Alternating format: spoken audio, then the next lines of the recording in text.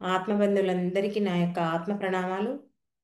మనకింత గొప్ప జ్ఞాన మార్గాన్ని మనకు అందించిన మహాత్ములైన బ్రహ్మర్షి పితామహ పత్రిజీ దంపతులకు, నాకు జ్ఞానాన్ని అందించిన బ్రహ్మర్షి తటవర్తి వీర రాఘవ గారి దంపతులకు ఆత్మ ప్రణామాలు తెలుపుకుంటూ ఈరోజుటి కార్యక్రమాన్ని మనం మొదలు పెట్టుకుందాం. మాస్టర్స్, ఈరోజు మనం ఒక వేమన పద్యం గురించి తెలుసుకుందాం.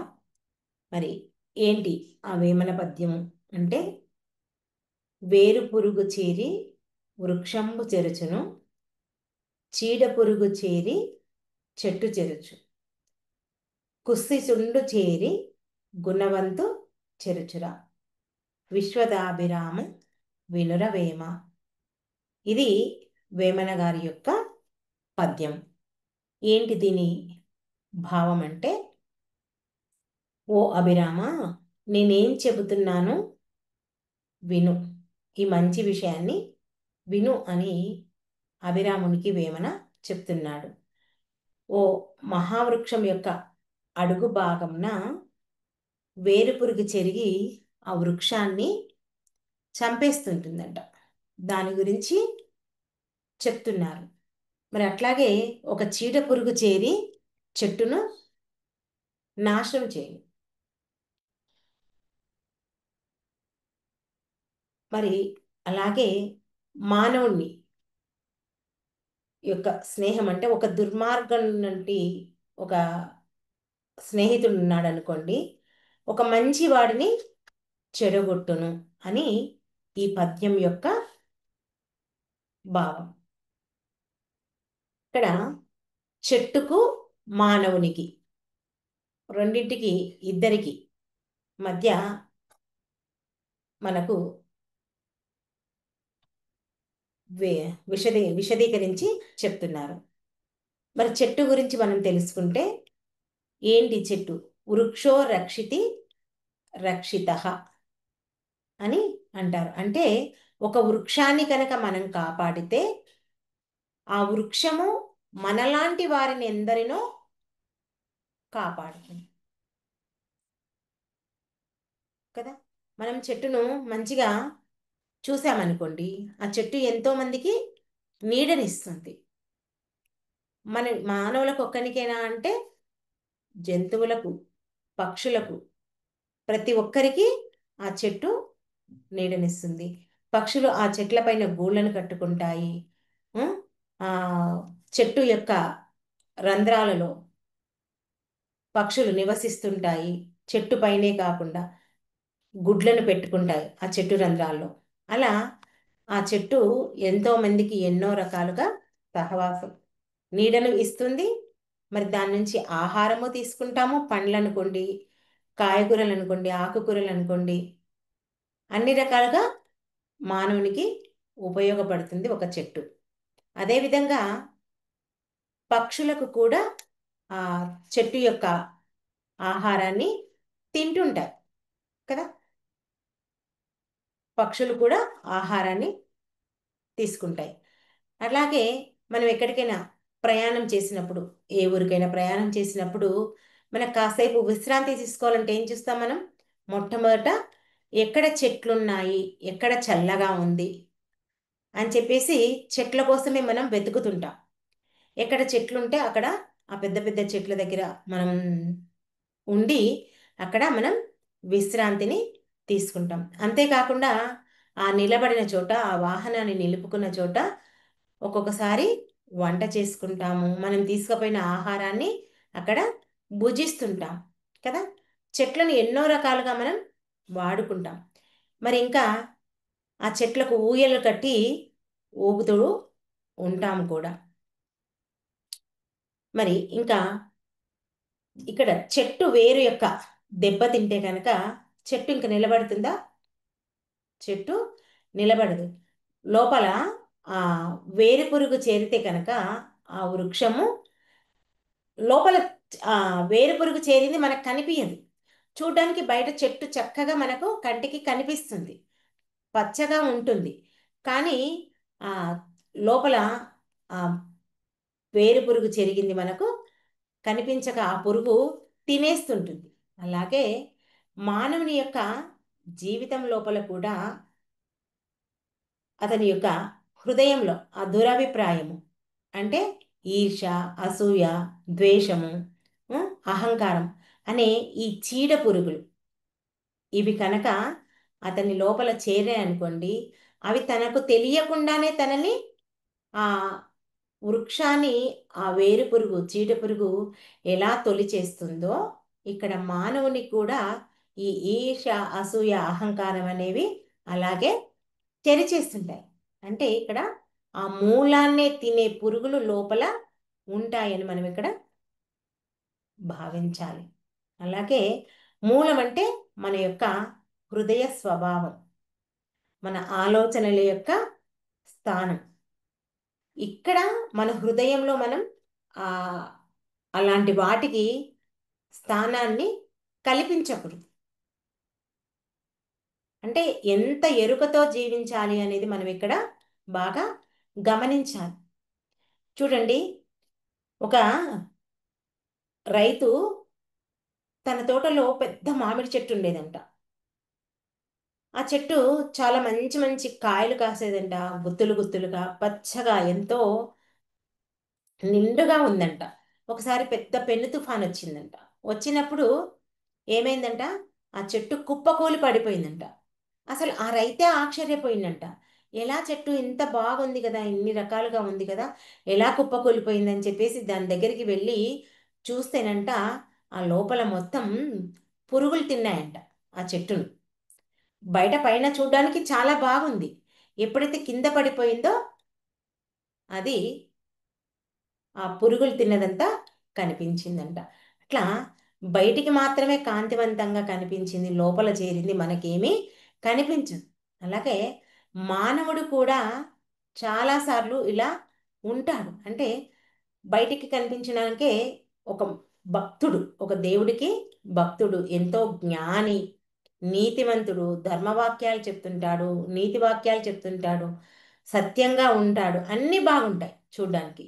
కానీ తన లోపల మాత్రం ఈ ఆశ, అహంకారం, స్వార్థం అనే గుణాలు ఎప్పుడైతే చోటు చేసుకుంటాయో ఆ అప్పుడు ఆ చెట్టు యొక్క ఆ మొదట్లో అంటే ఆ ఏమంటారు, ఆ వేరు భాగంలో, ఇక్కడ వేర్లు ఎక్కడైతే ఉంటాయో అక్కడ ఆ పురుగులు ఎట్లా చేరి ఆ చెట్టు పడిపోయిందో, అలాగే ఈ మానవుడిలో కూడా ఈ ఆశ, అహంకారం, స్వార్థం అనేవి ఎప్పుడైతే చోటు చేసుకుంటాయో మానవుడు తనకు తానుకే తెలియకుండా కింద పడిపోతాడు.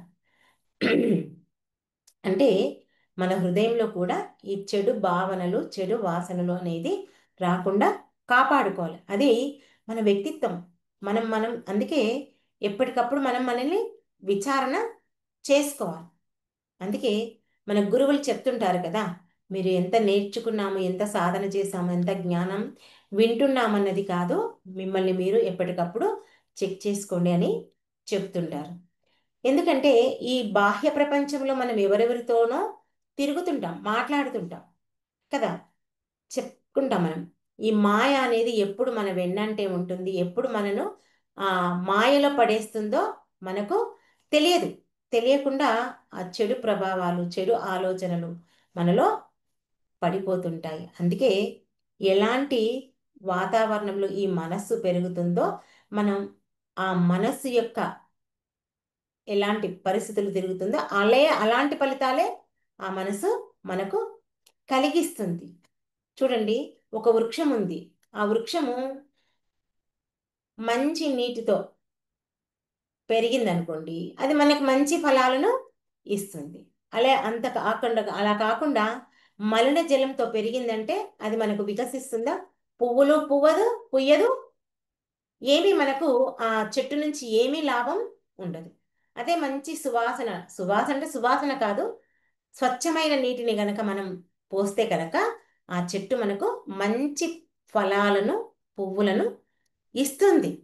అట్లాగే మానవుడు కూడా మనం ఎవరితో మాట్లాడుతున్నాం, ఎలాంటి వారితో స్నేహం చేస్తున్నాం, ఎలాంటి వారితో సహవాసం చేస్తున్నాం అనేది బాగా బాగా చూసుకోవాలి. చూసుకుంటేనే మనకు అలాంటి వాళ్ళ సహవాసం, అలాంటి మంచి అలవాట్లు వస్తాయి. చూడండి, ఉదాహరణకు ఒక క్రికెట్ ఆడే వ్యక్తితో మనం కనుక సహవాసం చేస్తే మనం కూడా ఒక క్రికెట్ ఆడే వ్యక్తిగా తయారవుతాం. అదే ఒక సంగీతం వాయించే వ్యక్తితో సాహసం చేస్తే మనం కూడా ఆ సంగీతాన్ని ఇట్టాగే నేర్చేసుకుంటాం. అదే ఒక గాయకుడు ఉన్నాడు, అతనితో సాహసం చేస్తే మనం కూడా చక్కగా పాడగలుగుతాం. అదే ఒక ధ్యానం చేసే వ్యక్తి దగ్గర మనం సాహసం చేశామనుకోండి, చక్కగా ధ్యానం చేస్తాము, ఈ ఆత్మజ్ఞానాన్ని మనం పొందుతాము. ఇంకా అసలు ఆ ధ్యానితో సాహసం చేస్తే మన జీవితం ఆనందమయం, సుఖమయం కూడా కాదు, ఆనందమయం. అందుకే మనం ఎవరితో సహవాసం చేస్తే అలాంటి ఆలోచనలే వస్తాయి, మన ప్రవర్తన కూడా అలాగే ఉంటుంది అని మనం ఇక్కడ బాగా బాగా అర్థం చేసుకోవాలి. చూడండి, మనం పురాణాల్లో కనుక గమనిస్తే రావణాసురుణ్ణి చూస్తే అతడు ఎంతో జ్ఞానవంతుడు, ఆ, ఎంతో తపశ్శక్తి సంపన్నుడు, శివభక్తుడు. అన్నీ బాగున్నాయి. అన్నీ బాగున్నందుకే నేను ఏదైనా సాధించగలను, నా మనసులో ఉన్న కోరికలన్నిటి నేను ఏదైనా సాధించగలను అనే అహంకారం ఎప్పుడైతే ఆ చీడ పురుగు అతన్ని చేరిందో ఏమైంది? తన రాజ్యం అంతా కోల్పోయాడు, చివరికి తనను తానే కోల్పోయాడు. మరి ఎంత జ్ఞానం ఉంటే ఏం లాభం? మరి అదే మహాభారతంలో దుర్యోధనుడున్నాడు. అతనికి ఏంటి అహంకారం? మేము 100 మంది అన్నదమ్ముళ్ళమున్నాం, మమ్మల్ని జయించేవాడు ఎవడు లేడు అని చెప్పేసి అహంకారంతో విరవీగి పోయాడు. ఆ విరవీగడం వల్ల ఏమైంది? అతడు అతడు పోయాడు, తన తమ్ముళ్ళు అందరూ కుప్పకూలిపోయారు. మరి అదే కర్ణుడున్నాడు. కర్ణుడేంటి? ఎంతో జ్ఞానం ఉంది ఆయనకు, కానీ సాహసం ఎట్లుంది? ఎవరితో సహవాసం చేసిండు? దుర్యోధనితో సహవాసం చేసిండు. అంత జ్ఞానమున్నా ఏమీ లాభం లేదు. అతను కూడా వృధాగా తన యొక్క జన్మను వ్యర్థం చేసుకున్నాడు. మరి రామాయణంలో ఆ, కైకేయి కైకేయి ఏం చేసింది? ఆమెకు రాముడంటే చాలా ఇష్టం. కానీ తన ఏమంటారు, తన సొంత కొడుకు భరతుడు కంటే కూడా రాముణ్ణి ఎంతగానో ప్రేమించింది ఆమె. తన కొడుకుని కూడా అంతగా ఇచ్చేయకపోయేది, కానీ రాముని చేసేది. కానీ మందర అనే ఆమె చెలికత్తెతో సహవాసం చేసి తన ఎంతగా అభిమానించే ఆ రాముడిని, ఆ భరతుడిని కోల్పోవడమే కాకుండా చివరికి తన భర్తను కూడా కోల్పోయింది. అంటే దీన్ని బట్టి మనం ఏమర్థం చేసుకోవాలి? మనం ఎవరితో సహవాసం చెయ్యాలి, మనలో ఎలాంటి గుణాలు రాకుండా ఉండాలి అనేది ప్రతి ఒక్కటి గమనించాలి. మనలో ఈ అహంకారం, ఈర్ష్య, ద్వేషం అనే చీడపురుగులు చేరితే కనుక ఆ చెట్టు ఎలా చెదిరిపోతుందో మనం కూడా అలాగే నాశనం అవుతాం. అందుకే మనం మంచి వారితో సహవాసం చేయాలి. ఆ చెట్టుని ఎంత జాగ్రత్తగా కాపాడుకుంటామో మనల్ని మనం కూడా అంత బాగా కాపాడుకోవాలి. దానికోసమే ఆదిశంకరాచార్యులు ఏం చెప్పారంటే, ఆయన చెప్పింది ఏంటంటే, సత్సంగత్వే నిస్సంగత్వం, నిస్సంగత్వే నిర్మోహత్వం, నిర్మోహత్వే నిక్షల చిత్తం, నిక్షల చిత్తే జీవన్ ముక్తి అని ఆదిశంకరాచార్యుడు మనకు చెప్పాడు. అంటే ఇక్కడ సత్సంగం వలన మనకు మోహం పోతుందంట. ఈ మోహం పోతే మన మనసు స్థిరమవుతుంది. ఈ మనసు స్థిరమైతే ఇంకేముంది? ముక్తే లభిస్తుంది. అదే కదా మనకు కావలసింది. ఈ మనస్సును మన ఆధీనంలోకి తెచ్చుకోవడానికే ఇప్పుడు మనం ఏం చేస్తున్నాం? ప్రతిరోజు శ్వాస మీద ధ్యాస ఉంచి ధ్యానం చేస్తున్నాం. ఎందుకు ధ్యానం చేస్తున్నాం? ఆ మోక్షాన్ని పొందడానికి మనం ధ్యానం చేస్తున్నాం. అంటే ఈ మోక్షం పొందాలంటే మనం ఎప్పుడైతే ఒక సద్గురువును చేరుతామో మనలో ఉన్నటువంటి ఆ చెడు గుణాలు ఎలా పోతాయి? ఆ సద్గురువు బోధల వల్ల మనలో ఉన్నటువంటి చెడు గుణాలు పోతాయి. అప్పుడే మనం ఈ జీవితం సార్థకమవుతుంది. అందుకే ఈ సత్సంగంలో పాల్గొనడం వల్ల, ఆ సద్గురుతో సాంగత్యం చేయడం వల్ల మనలో ఉన్నటువంటి అంధకారం పోతుంది. ఈ అంధకారం పోతే ఏమవుతుంది? ఇంకా మనకు జ్ఞానం ఉదయిస్తుంది. అంటే అలాంటప్పుడు ఈ విశ్వంలో ఉన్నటువంటి ఆ విశ్వమంతా ఆ చైతన్యవంతం అంతా మన లోపలికి వస్తుంది. మన దృష్టి అంతా మారిపోతుంది. ఎప్పుడైతే మన దృష్టి మారిపోతుందో ఆ చైతన్యంలో ఉన్నటువంటి ఆ శక్తి మన లోపలికి వస్తే మనం కూడా ప్రతి వస్తువులో ఆ భగవంతుణ్ణి చూడగలుగుతాం. అందుకే ఏం చెప్తున్నారు ఇక్కడ అంటే, ఒక గుణవంతునితో సహవాసం చేసిన ఆ గుణవంతుని యొక్క, అంటే గుణవంతుడు అంటే ఇక్కడ ఒక ధ్యాని, ఒక యోగి, ఒక సద్గురువు యొక్క ఆధ్వర్యంలో మనం కనుక ఆయన ఆరాలో ఉంటే కనుక మన యొక్క హృదయం కూడా ఎంతో పవిత్రమవుతుంది. మన ఆలోచనలు కూడా సత్ప్రవర్తన కలిగినటువంటి ఆలోచనలు మనకు కలిగి ఉంటాయి. అందుకే మనం గురువుతో సాంగత్యం చెయ్యాలి. ఆ గురువుతో సాంగత్యం చేయడం వల్ల మనలో ఉన్నటువంటి ఆ చెడు గుణాలు ఏవైతే ఉంటాయో అవన్నీ తొలగిపోయి మన గుణాలు మంచి గుణాలుగా చెప్తాం కదా.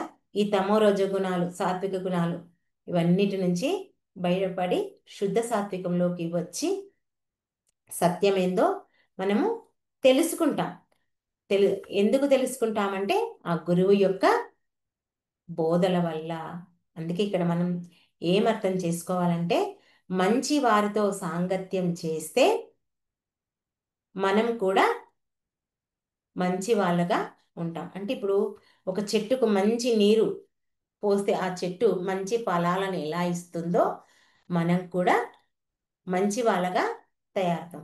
అదే చెడు వాళ్ళతో సహవాసం చేస్తే దుర్మార్గులుగా, దుష్టులుగా మారిపోతాం. మన ఈ జన్మ మొత్తం వృధాగా పోతుంది. అందుకే ఎప్పుడైనా సరే మనం సహవాస దోషం అంటారు కదా, ఆ సహవాస దోషం అనేది చక్కటి వాళ్ళతో చేయాలి. ఎందుకంటే ఆ వేరు పురుగు, చీడ పురుగు అనేది ఎప్పుడు మనలో ప్రవేశిస్తాయో మనకే తెలియదు. అవి ఎలా మనలో మొదలైతాయో కూడా మనం తెలియని స్థితిలో ఉంటాం. ఏంటివి మనలో జరిగే ఆ వేరు పురుగు, చీర పురుగు అంటే ఈర్ష, ద్వేష, అసూయ, అహంకారం, ఈ సరికాని గుణాలు ఏవైతే ఉన్నాయో అవే మనలో ఎప్పుడు ఇరుక్కుంటాయో తెలియదు. అవి ఎప్పుడు వచ్చి చేస్తాయో మనకు తెలియదు. అందుకే ప్రతి క్షణం మనం ఎరుకతో ఉండాలి. ఆ ఎరుకతో ఉండాలంటే మనల్ని మనం గమనించుకోవాలి. మనల్ని మనం గమనించుకోవాలంటే ప్రతిరోజు శ్వాస మీద ధ్యాస ఉంచి ధ్యానం చేయాలి. ఆ ధ్యానం చేయడం వల్ల మన మనసు ఎప్పుడు శుద్ధత్వంలో ఉంటుంది. మనసు శుద్ధత్వంలో ఉన్నప్పుడు మనం చేసే ఆలోచన కానీ, మాట కానీ, ప్రవర్తన కానీ మన ఆధీనంలో ఉంటాయి. అందుకే ప్రతిరోజు మనం ధ్యానం చేద్దాం, మన మనస్సును మన ఆధీనంలో ఉంచుకుందాం. ఓకే మాస్టర్స్, ఈ అవకాశం నాకు ఇచ్చినందుకు మీ అందరికీ నా యొక్క కృతజ్ఞతలు. Thank you, thank you, thank you. అందరం ధ్యానంలో కూర్చుందాం.